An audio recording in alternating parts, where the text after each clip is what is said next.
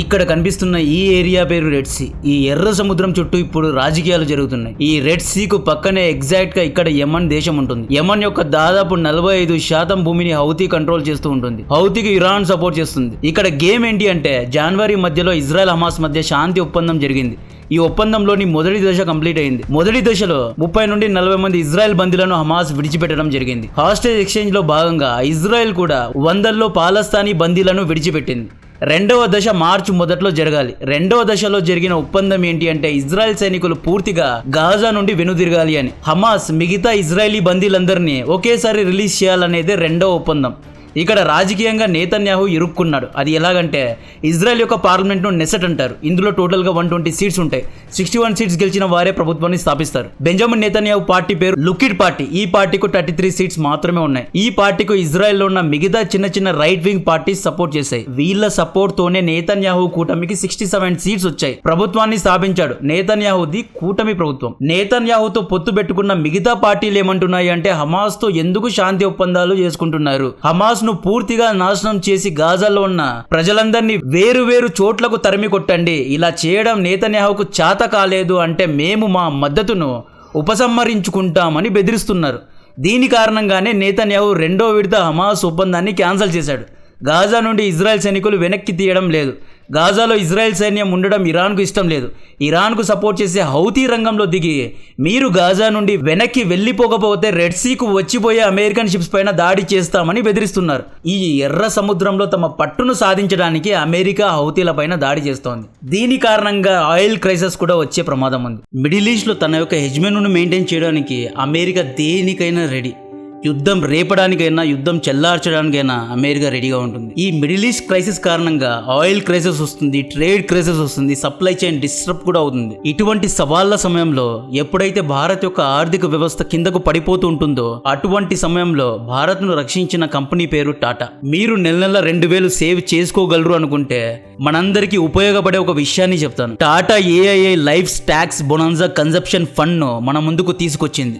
ఈ ఎన్ఎఫ్ఐ యొక్క ఆఖరి డేట్ మార్చ్ 31. ఇంకా 5 డేస్ మాత్రమే మిగిలి ఉంది. లాస్ట్ మినిట్ లో టెక్నికల్ ఎర్రర్స్ కారణంగా ఈ ఆపర్చునిటీను మీరు మిస్ కాగలరు. దీని యొక్క ఎన్ఏవి 10 రూపీస్ నుండి స్టార్ట్ అవుతుంది. దీని యొక్క లింక్ ను డిస్క్రిప్షన్ లో కమెంట్ బాక్స్ లో ఇస్తున్నా. ఈ ఎన్ఎఫ్ఓ అనేది ఎక్కడ ఇన్వెస్ట్ చేస్తుంది అంటే ఏ కంపెనీలకైతే రైజింగ్ కన్జంప్షన్ పవర్ ఉంటుందో అటువంటి కంపెనీస్లో large cap, mid cap, small cap ఇలా డైవర్స్ పోర్ట్ఫోలియో ఉన్న కంపెనీస్లో ఈ ఎన్ఎఫ్ఓ ఇన్వెస్ట్ చేస్తుంది.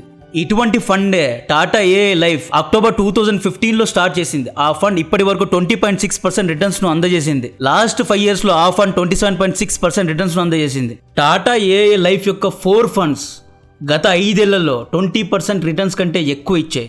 Annual premiums up to 2.5 lakhs వరకు US 1010Dలో ట్యాక్స్ బెనిఫిట్స్ అనేవి ఉంటాయి. ఈ ఫండ్లో వచ్చిన లాభంలో ఎటువంటి ట్యాక్స్ కట్టే అవసరం లేదు. ఇది క్యాపిటల్ గ్యారంటీడ్ సొల్యూషన్ అంటున్నారు. మీరు కట్టే మంత్లీ ప్రీమియమ్స్ లో 120 times లైఫ్ కవర్ కూడా ఇక్కడ ఉంటుంది. ఈ ఎన్ఎఫ్ఏ యొక్క ఆఖరి తేదీ మార్చ్ 31. ఇంకా 5 days మాత్రమే మిగిలి ఉంది.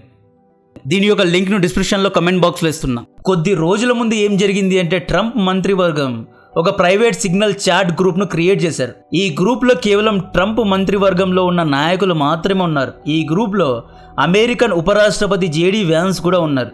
ఈ గ్రూప్ లో తెలియకుండా అమెరికా ఒక నేషనల్ సెక్యూరిటీ అడ్వైజర్ అయిన మైఖేల్ వాల్స్ గారు ఏం చేశారు అంటే తెలియకుండా ఈ గ్రూప్ లో Atlantic editor in chief Jeffrey Goldberg ను యాడ్ చేశాడు.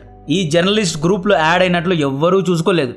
ఈ గ్రూప్ లో వీళ్ళందరూ హౌతీ పైన ఎలా దాడి చేయాలి, ఎప్పుడు దాడి చేయాలో డిస్కస్ చేశారు. మార్చ్ 24 రోజు ఈ జర్నలిస్ట్ ఈ గ్రూప్ చాట్ను ప్రెస్కు రిలీజ్ చేశాడు. ఇక్కడ ట్రంప్ మంత్రివర్గం ప్రొఫెషనల్గా లేరు అన్న విషయం అర్థమవుతోంది. ఇంత పెద్ద సీక్రెట్ ఇష్యూను ఒక సిగ్నల్ గ్రూప్లో ఎలా డిస్కస్ చేశారు అని అందరూ అడుగుతున్నారు. ఇక్కడ క్లియర్గా అమెరికా హౌతీల పైన దాడి చేస్తున్నామనే సందేశాన్ని డైరెక్ట్గానో లేదా ఇలా గ్రూప్ చాట్స్ ద్వారా ఇండైరెక్ట్గానో ఇస్తోంది. గ్రూప్ చాట్ లీక్ అయినా పర్లేదు, మా ఇంటెన్షన్ హౌతీను నాశనం చేయడమే అని అమెరికన్ నాయకులు అంటున్నారు. మాంత్రికుడి ప్రాణాలు చిలుకలో ఉన్నట్లు అమెరికా, యూరోప్ యొక్క ప్రాణాలు ఈ రెడ్ సీలో ఉంది అన్న విషయాన్ని హౌతీలు కనుక్కున్నారు. హౌతీ జనవరి 2024 నుండి రెడ్ సీ నుండి వచ్చిపోయే అమెరికన్, ఇజ్రాయలీ షిప్స్ పైన దాడి చేస్తూనే ఉంది. ఒక వ్యాపార నౌక సముద్ర ప్రయాణం చేయాలి అంటే స్టాఫ్కు శాలరీస్ అని, ఇంధనం అని, షిప్ యొక్క ఇన్సూరెన్స్ అని, మెయింటెనెన్స్ ఖర్చు ఇలా వేల కోట్ల రూపాయలు ఈ ఒక్క షిప్ ప్రయాణం పైన ఆధారపడి ఉంటుంది. ఈ దారి గుండా ఎక్కువగా సౌదీ, యుఏఈ, మిగతా గల్ఫ్ దేశాల నుండి వ్యాపార నౌకలు ఆయిల్ అండ్ గ్యాస్ను యూరోప్ దేశాలకు సరఫరా చేస్తూ ఉంటాయి. హౌతీలు ఎగ్జాక్ట్గా ఇటువంటి షిప్స్ పైన దాడి చేస్తున్నారు. ఈ షిప్స్ పైన దాడి చేయడం కారణంగా యూరోప్లో ఆయిల్ అండ్ గ్యాస్ యొక్క సప్లై ఆగిపోతోంది. ఎప్పుడైతే ఆయిల్ అండ్ గ్యాస్ సప్లై ఆగిపోతుందో అటువంటి సమయంలో ఆయిల్ యొక్క ప్రైజెస్ ప్రపంచవ్యాప్తంగా పెరిగే అవకాశాలు ఉన్నాయి. ఆయిల్ క్రైసిస్ వచ్చే ప్రమాదం ఉంది. ఈ ఆయిల్ క్రైసిస్ కారణంగా అమెరికాకు వచ్చే నష్టం ఏంటి అంటే సౌదీ అరేబియాలో, యుఏఈలో ఎన్నో అమెరికన్ బేస్డ్ ఆయిల్ కంపెనీస్ ఉన్నాయి. Like Exxon Mobil, Chevron, Occidental Petroleum, Halliburton. ఈ కంపెనీస్ అన్నీ ఎవరు అనుకున్నారు? ఇవన్నీ అమెరికన్ కంపెనీసే. ఇవన్నీ కాదు, సౌదీ యొక్క అరామ్కోలో అమెరికన్ ఇన్వెస్ట్మెంట్స్ ఉన్నాయి. అమెరికా యొక్క పెట్టుబడులు సౌదీ రాజు కంపెనీ అయిన సౌదీ అరామ్కోలో ఉన్నాయి అనే విషయం మీకు తెలుసా? హౌతీ ఈ కంపెనీస్ యొక్క వ్యాపార నౌకలపైన దాడి చేస్తే నష్టం వచ్చేది కూడా అమెరికాకే. హౌతీ దాడుల కారణంగా ఆయిల్ యొక్క ఉత్పత్తి ఆగిపోతుంది. ఇలా ఆగిపోతే ఆయిల్ ధరలు పెరుగుతాయి. ఆయిల్ ధరలు పెరిగితే అమెరికాకు నష్టం ఎలా అంటే అమెరికా ప్రతిరోజు 64 lakhs బ్యారెల్ ఆయిల్ను ఇంపోర్ట్ చేసుకుంటుంది. ఒక బ్యారెల్ ఆయిల్ ధర $80. ఇక మీరే క్యాల్కులేట్ చేయండి. ఇక్కడ మనోళ్ళలో కొంతమంది ఒక క్వశ్చన్ అడుగుతారు, ఆయిల్ ధరలు పెరిగితే డాలర్ ధర పెరుగుతుంది, అమెరికాకే లాభం కదా అంటే ఇనిషియల్లీ అమెరికాకు లాభమే. అయితే ఆయిల్ ధరలు పెరిగితే యూరోప్, ఇండియా, అమెరికా వంటి దేశాల్లో ఇన్ఫ్లేషన్ కూడా పెరుగుతుంది. బ్లాక్ మార్కెట్లో ఆయిల్ అనేది సప్లై అవుతుంది. ఆయిల్ సప్లై తగ్గిపోయినప్పుడు బ్లాక్ మార్కెట్లో ఆయిల్ అనేది సప్లై అవుతుంది. ఎలాగైతే మనం మద్యం షాప్ను బ్యాన్ చేస్తే బ్లాక్ మార్కెట్లో చీప్ లిక్కర్ ఎలా అయితే సరఫరా అవుతుందో సేమ్ అలాగే బ్లాక్ మార్కెట్లో ఆయిల్ అనేది సరఫరా అవుతుంది. ఈ బ్లాక్ మార్కెట్లో ఆయిల్ సప్లై చేసే సంస్థ పేరే హౌతీ. ఎక్కడి నుండి ఎక్కడికి లింక్ అయిందో చూడండి. పెద్ద పెద్ద మీడియా ఛానల్స్ ఒక విషయాన్ని చెప్పరు. అమెరికా ఇంతలా ఇజ్రాయెల్కు సపోర్ట్ చేయడానికి ఇంకొక ముఖ్య కారణం ఈ సూయజ్ కెనాల్. సూయజ్ కెనాల్ గుండా మెడిటరేనియన్ సీ నుండి అంటే యూరోప్ నుండి ఏషియా దేశాల మధ్య వ్యాపారం జరుగుతుంది. సూయజ్ కెనాల్ అనేది చాలా సెంటర్ పాయింట్.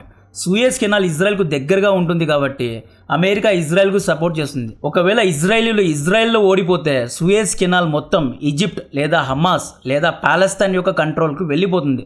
ఇలా వెళ్ళిపోతే రెడ్ సీలో, సూయజ్ కెనాల్లో, మెడిటరేనియన్ సీలో అమెరికా తమ పట్టును కోల్పోతుంది. కాబట్టే అమెరికా ఇజ్రాయెల్కు ఇంతలా సపోర్ట్ చేస్తోంది. యూరోప్లో ఎన్నో అమెరికన్ కంపెనీస్ ఉన్నాయి. At the same time middle ఈస్ట్లో, ఇండియాలో, చైనాలో, సౌత్ ఈస్ట్ దేశమైన సింగపూర్, ఫిలిప్పీన్స్ వంటి దేశాల్లో కూడా అమెరికన్ ఇన్వెస్ట్మెంట్స్ ఉన్నాయి. సో ఈ రెడ్ సీ సముద్ర మార్గాన్ని ఒకవేళ హౌతీ కబ్జా చేసుకుంటే ఒక రోజుకు అమెరికా లక్షల కోట్లు నష్టపోతుంది. రేపు హౌతీలు వచ్చి ఈ సముద్ర మార్గాన్ని బ్లాక్ చేశారు అనుకోండి, అమెరికా పరిస్థితి ఏంటి?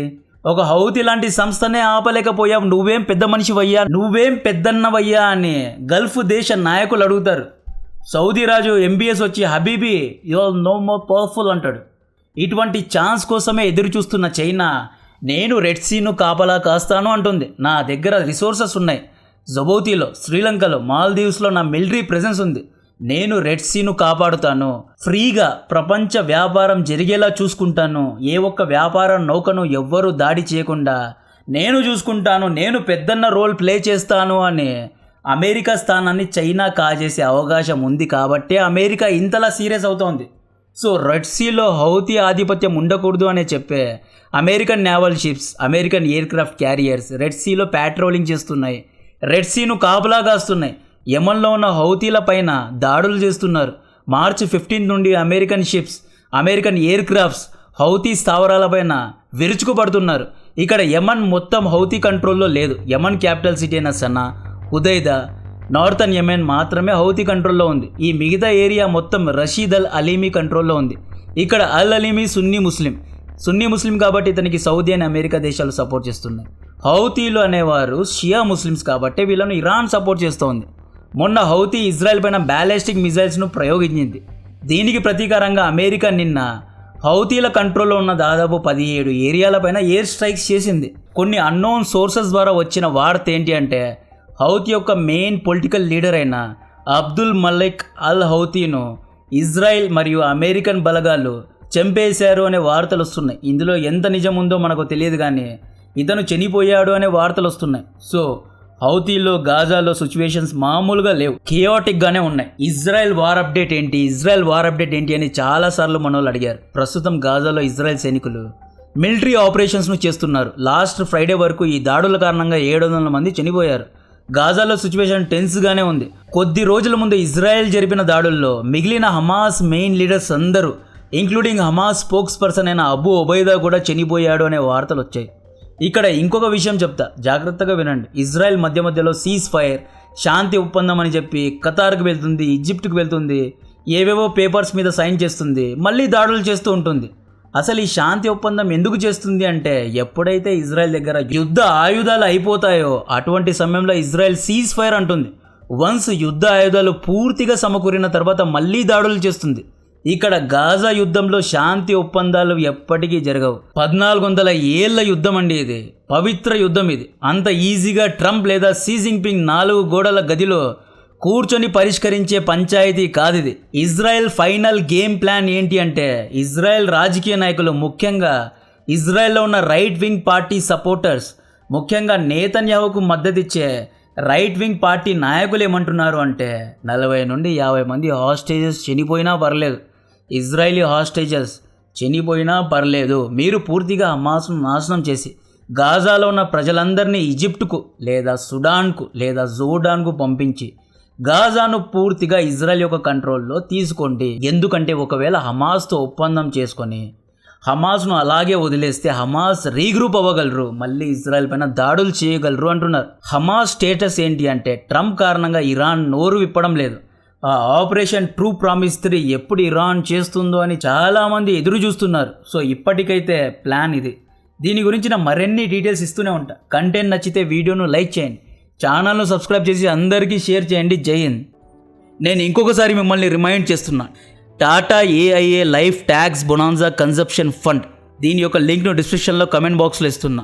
ఎన్ఆర్ఐ మిత్రులకు ఇది మంచి అవకాశం. ఇక్కడ మీరు నెల 18,000 ఇన్వెస్ట్ చేస్తే దాదాపు 2 కోట్ల వరకు రిటర్న్స్ని పొందగలరు. దీని యొక్క solvency ratio as on 31 December 2024 187% ఉంది. టాటా కంపెనీ అనేది స్టెబిలిటీకు, రిలయబిలిటీకు మారుపేరు. సో దీని గురించి ఇంకా తెలుసుకోవాలి అంటే కింద ఉన్న లింక్ను క్లిక్ చేయండి. దీని యొక్క ఆఖరి తేదీ మార్చి 31, ఇంకా 5 డేస్ మాత్రమే మిగిలి ఉంది.